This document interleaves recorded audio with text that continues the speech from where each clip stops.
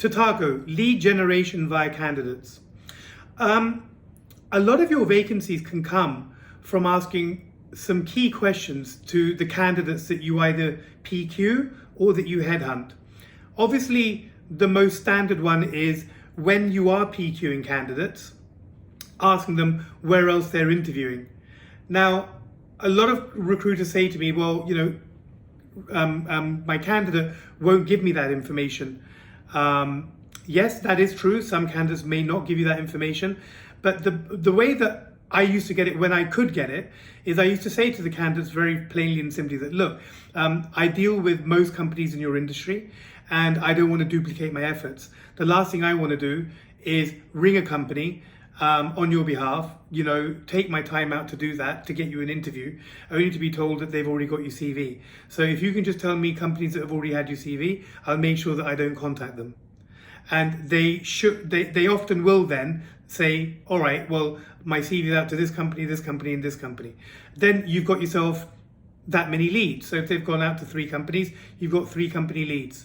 In addition to that, a lot of recruiters in our ecosystem are calling candidates that are coming their way on a daily basis and PQing them on a daily basis. But how often are we contacting candidates that are 4 weeks old, 6 weeks old, and 8 weeks old? Because those candidates are more likely to have been on interviews in the interim, because we may have contacted them on the first occasion when they were fresh on the market. So very important to go over your old PQs and try and get lead generation for your vacancy take-ons in that way too. And don't forget, if you've got enough vacancies, you don't have to be ECing all the time. So the ECing is kind of first resort and also last resort, depending on how much you don't have in your bucket. So that's one way of getting intelligence leading to vacancies. The other way of getting intelligence to leading to vacancies is when you are headhunting candidates.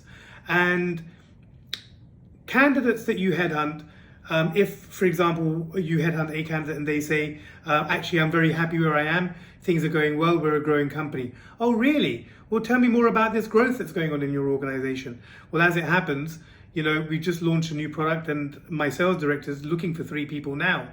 Right, what, 3 people similar to yourself? Yes, he's looking for 3 more salespeople. I think 1 in Scotland, 1 in Leeds, and 1 in Manchester. Well, what's your boss's name, by the way? This is my boss's name. And then off you go and you can try and take that vacancy on. He may be reluctant to give you that information. He might turn around and say, well, no, I don't think that we're using agencies. And I don't think that my boss would speak to you, so I'm not going to give you my boss's name. Well, what happens then? You put the phone down, find out the name of his boss. How easy is that? You ring up the company and you say, I want to write to your organization about a particular individual, i.e. the guy you just headhunted. What is his line manager's name? And they'll give you his line manager. Oh, what's his mobile number? They may even give you his mobile number because you're calling in relation to one of their staff, and they may interpret that as a complaint or some kind of feedback that we're trying to give the organization because perhaps we're a client. In addition to that, when you headhunt people, often they have been headhunted by other organizations, and they might volunteer who those organizations are because as they said no to us, they may have said no to them too. And they may just have a whole variety of different intelligence that could lead to vacancies for you.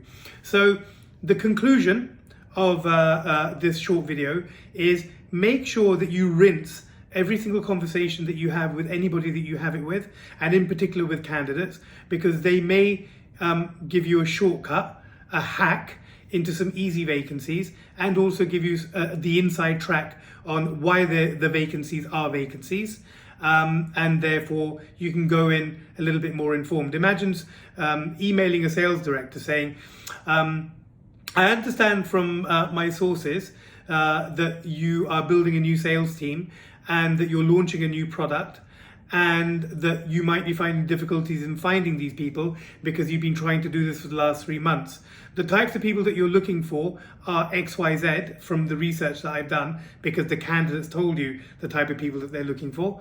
And I believe I have 4 or 5 candidates I can put in front of you with relative ease. What time can I contact you to take the vacancy on? Because I really think that you could do with my help. Yeah, so there's an example for you of how this could work. So please rinse your candidates.